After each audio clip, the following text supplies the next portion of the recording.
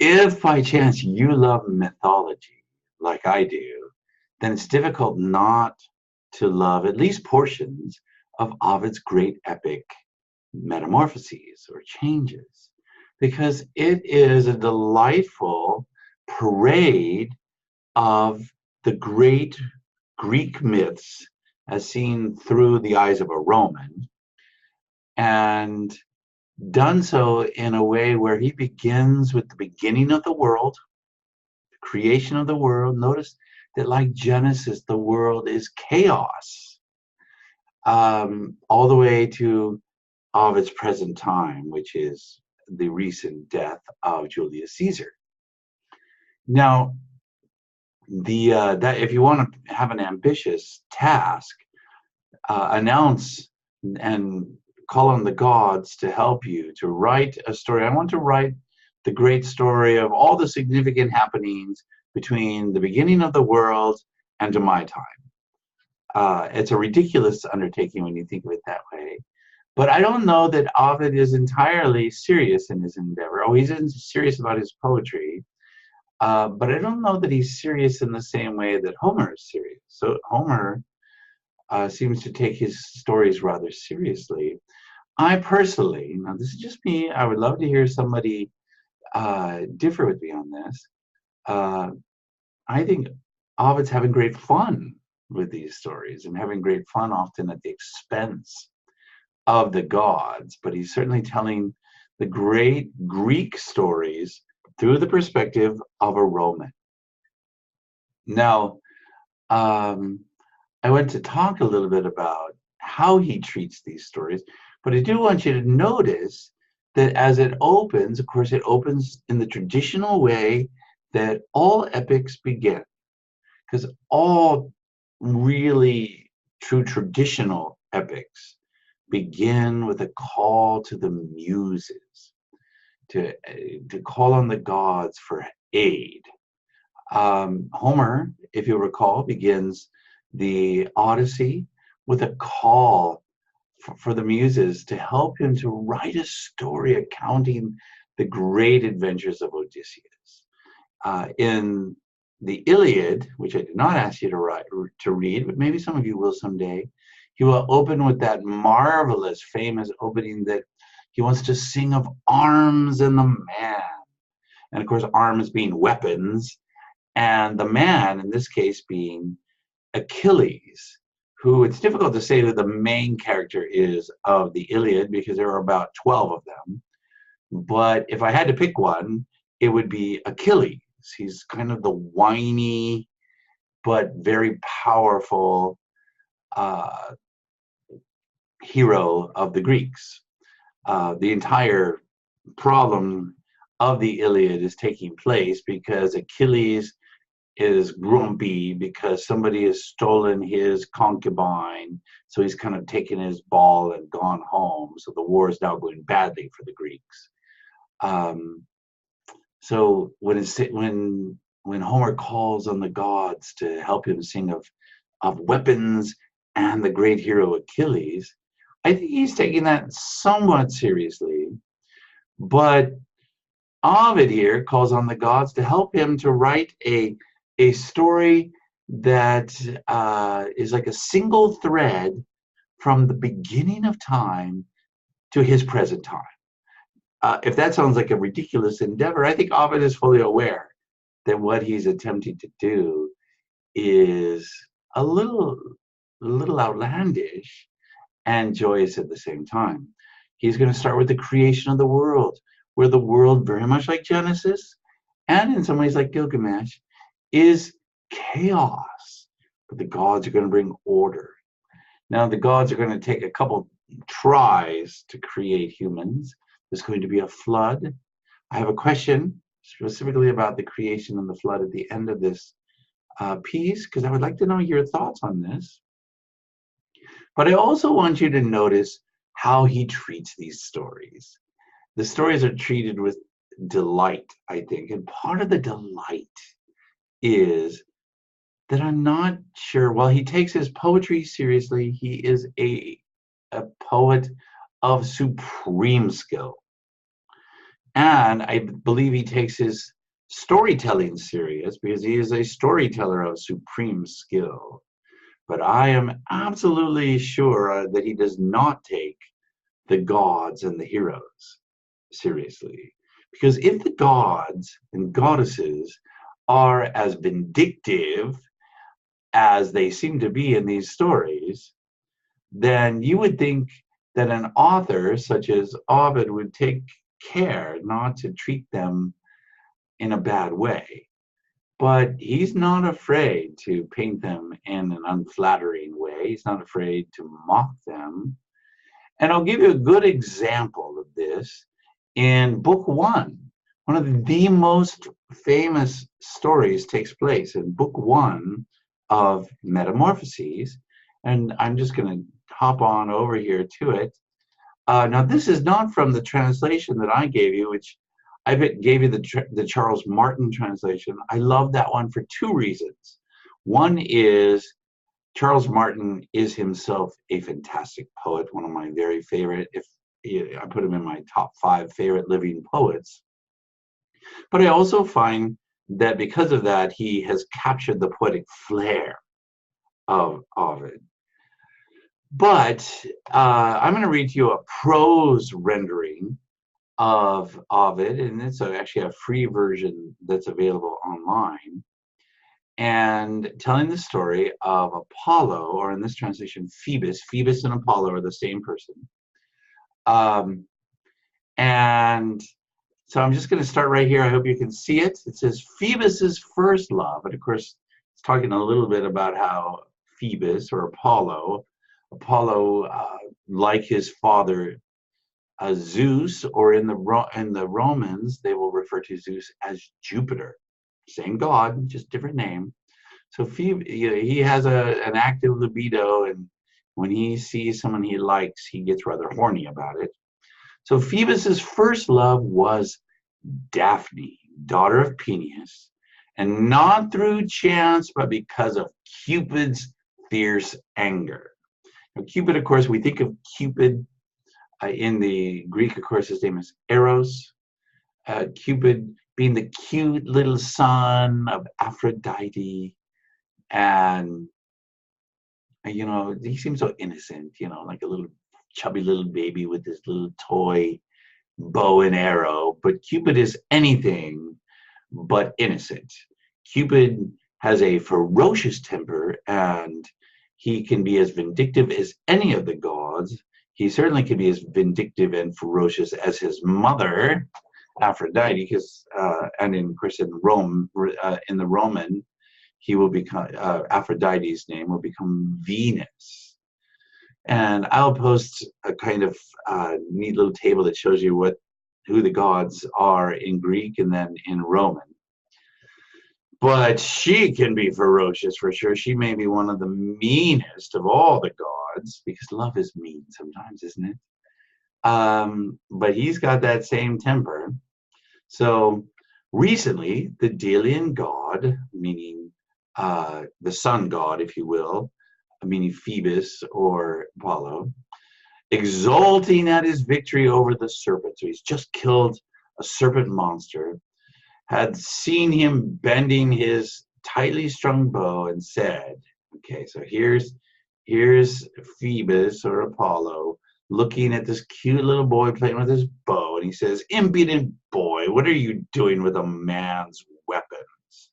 That one is suited to my shoulders, since I can hit wild beasts of a certainty and wound my enemies, and not long ago destroyed with countless arrows the swollen python that covered many acres with its plague-ridden belly. You should be intent on stirring the concealed fires of love with your burning brand, not laying claim to my glories. So even one of the greatest, most powerful gods, Phoebus, is here making fun of Cupid, and you don't want to tick off Cupid. So Venus's son replied, you may hit every other thing, Phoebus, but my bow will strike you. To the degree that all living creatures are less than gods, By that degree is your glory less than mine. I mean, think about it. He's speaking truth because Cupid has the power of love, and love has the ability to reduce even the greatest of us into idiots. And we certainly find that to be true in history. So he spoke, and striking the air fiercely with beating wings, he landed on the shady peak of Parnassus and took 2 arrows with opposite effects from his full quiver.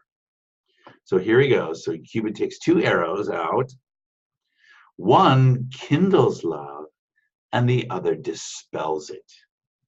The one that kindles is golden with a sharp glistening point. The one that dispels is blunt with lead beneath its shaft.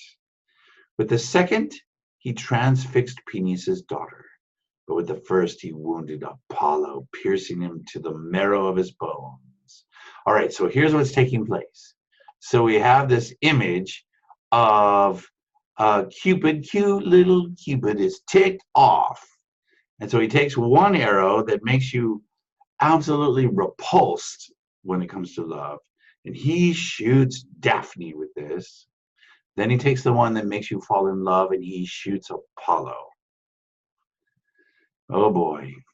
Now the one loved and the other fled from love's name, taking delight in the depths of the woods and the skins of the wild beasts she caught, emulating virgin Phoebe.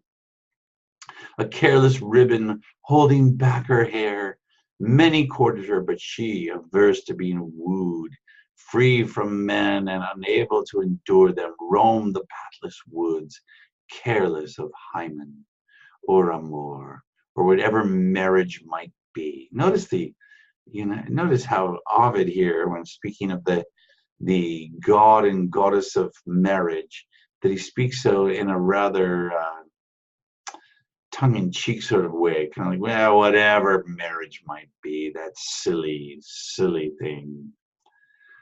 Her father often said, girl, you owe me a son-in-law, and again often, daughter, you owe me grandsons, but hating the wedding torch, as if it smacked of crime, she would blush red with shame all over her beautiful face, and clinging to her father's neck with coaxing arms, she would say, dearest father, let me be a virgin forever.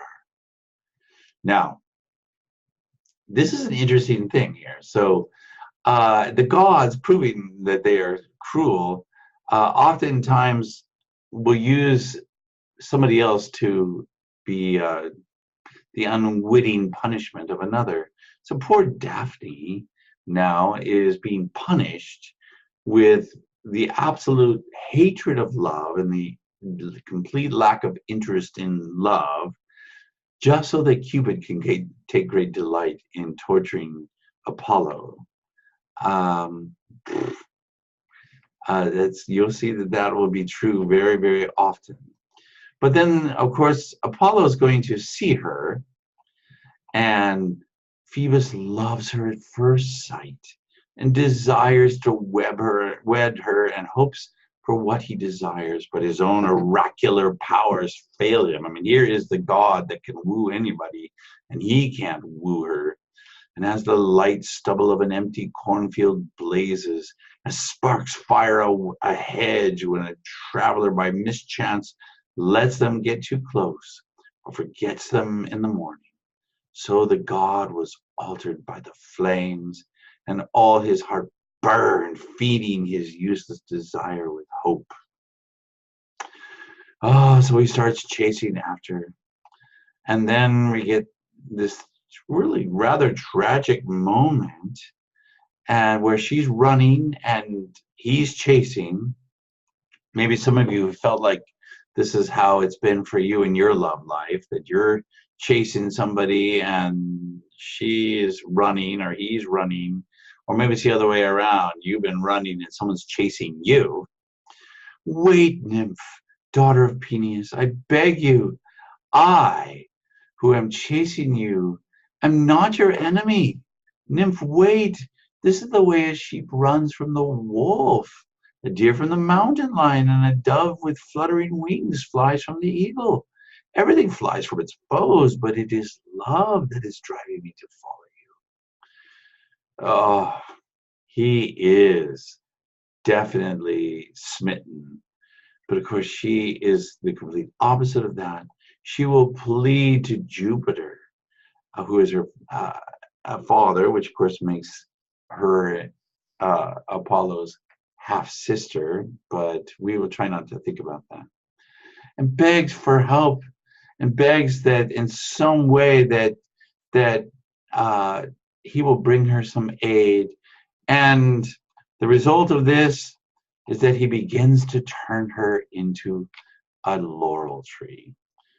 Um, and of course, this is something that's been depicted in art over and over again, where you have the lovely Daphne, who then is turned into a tree. You know, I kind of imagine twigs coming out of her hands and then her toes. And by the time she's done, she will just be a beautiful laurel tree. Now, there are several things that are interesting about this. One, of course, is a laurel tree is beautiful. And so it's a good choice in that. But the leaves of the laurel tree are the traditional plant that poets will wear on their head to depict that they are laureates, that they are designated as great poets. There will also be the crown that will be given to great athletes. Instead of a gold medal, you would get a crown of laurel leaves that show the victory of the conquest, the victory of mastery, if you will. The laurel will become, in many ways, the great trophy for the Romans. Because this is the only way that Apollo can see to honor her. Now, one of the questions that people have wondered, artists have wondered, is she dead? I mean, has she basically, is this kind of an interesting story that is a euphemism for suicide? I don't like to think of it that way, but I could certainly see how that would be interpreted. I, rather than taking the story in any sort of a literal way, just view this as a fascinating account of desperate love and love that will not be requited, and being depicted by a tree, as the Romans often do. The Romans will often associate their gods with trees, because Romans, while they're borrowing their religion largely from the Greeks, the Romans are coming out of a very pagan nature cult that worships trees. And so they bring together these two ideas in a fascinating way. This would be a wonderful paper if someone wanted to write about it for like your research paper, where each of the gods will have their corresponding trees. So the Romans ingeniously will combine the Greeks and the nature deities that they have come out of, much as medieval Christianity will do when they will find ways to combine Christianity with other sort of pagan cults. This is going to start with the Romans. Notice how in the telling of the story, whether it be this prose version or the poetic version that I've given you, that it's difficult for us to read the story entirely seriously. It's clearly meant to be somewhat fun. Certainly he's having great fun at the expense of the god Apollo, and Apollo is not one you want to trifle with if you believe in him. And also notice how lightly, if you will, Ovid takes love. I think that the bitterness that Ovid feels as a writer of love, some would argue kind of a romance writer, borderline pornographic writer, that he is one who does not take love seriously, certainly not marriage love, but he does, but he is fascinated with love itself, and especially the fires of love. I want you to notice this on a number of stories, in particular the stories with Diana, who of course is the great virgin goddess. Um, the Diana also, of course, being Athena. Notice how that when Jupiter, Zeus, when Jupiter has an affair with a human, that his wife is quick to punish the human. And isn't that fascinating? Because she's unable to punish her husband because he's too powerful. So she punishes the objects of his sexual desire. And I think Ovid here is making a fascinating commentary as well, that oftentimes the ones that get hurt are not the ones in power coming with the full thrust of the love, but the ones that they end up having the relationships with. Anyway, I don't want to give up too much here because I'm really wanting you to read. I'm hoping you delight in the stories, especially in books 1 and 4 and 5. I think those ones are especially good. I'll just tell you right now, I find book 2 to be dull. That's just me. But I love books 3, 4, and 5. I think you will as well. Anyway, I've got a question that I want you to answer here and see what you think about that. And anyway, let's keep going this week. It's going to be a great week. We're going to be dealing with some real mythology. And I look forward to seeing what some of your responses are.